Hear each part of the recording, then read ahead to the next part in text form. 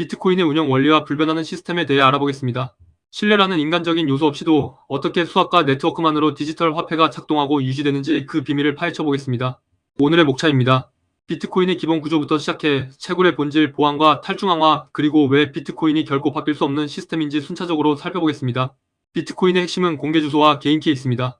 공개 주소는 은행 계좌번호처럼 누구에게나 알려줄 수 있는 수신용 주소이고, 개인 키는 본인만 아는 비밀번호이자 거래를 승인하는 인감도장과 같습니다.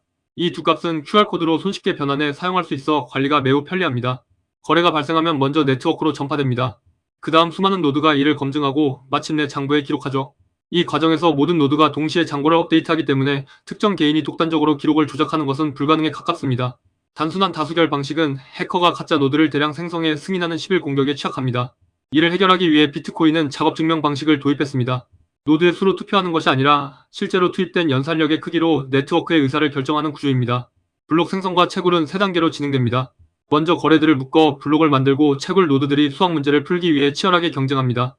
문제를 가장 먼저 푼 노드는 보상으로 신규 발행된 비트코인과 거래 수수료를 받게 됩니다. 흔히 채굴의 전력 소모를 낭비라고 생각합니다. 하지만 이는 네트워크 보안을 위한 경제적 비용입니다.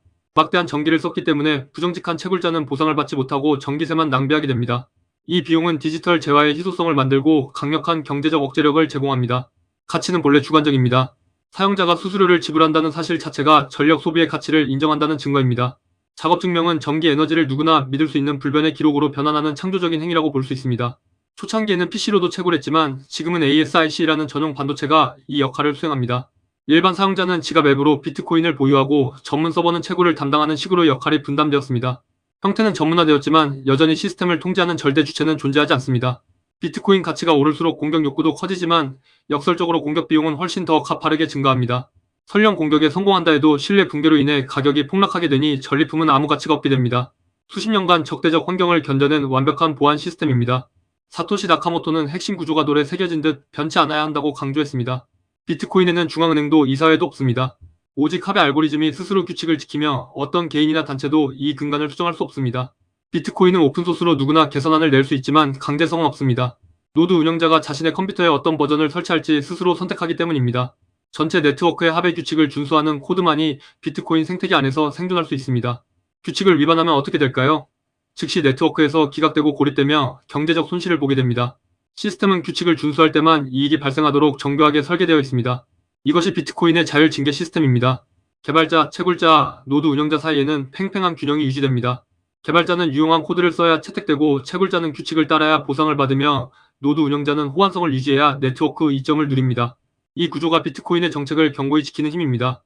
셜링 포인트란 서로 소통하지 않아도 모두가 선택하게 되는 가장 안전한 지점을 뜻합니다. 비트코인 참여자들에게 이 포인트는 기존 규칙을 유지하는 것입니다.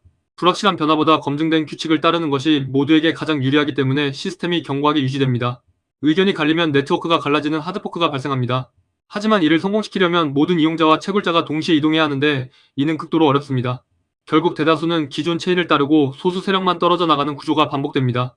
과거에도 비트코인 XT, 얼리미티드, 캐시 등 많은 하드포크 시도가 있었습니다. 하지만 시장과 이용자들은 매번 원본 비트코인의 남기를 선택했습니다. 생태계의 지지를 얻지 못한 분기된 체인들은 결국 원조의 위상을 위협하지 못했습니다. 파생된 알트코인들은 구조적 한계를 가집니다. 비트코인에 비해 연산력이 낮아 방어력이 떨어지고 채굴 이윤이 적어 공급도 불안정합니다. 무엇보다 규칙을 바꿀 수 있다는 선례 자체가 그 코인의 신뢰를 근본적으로 파괴하게 됩니다. 비트코인의 진정한 가치는 예측 가능성과 불변성이 있습니다.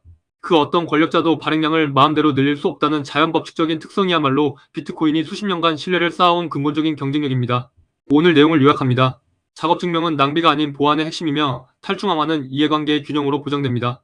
그 어떤 포크 시도도 비트코인을 넘지 못했으며 예측 불가능한 변화 대신 변하지 않는 정책을 가진 비트코인이 디지털 화폐의 표준으로 자리매김했습니다.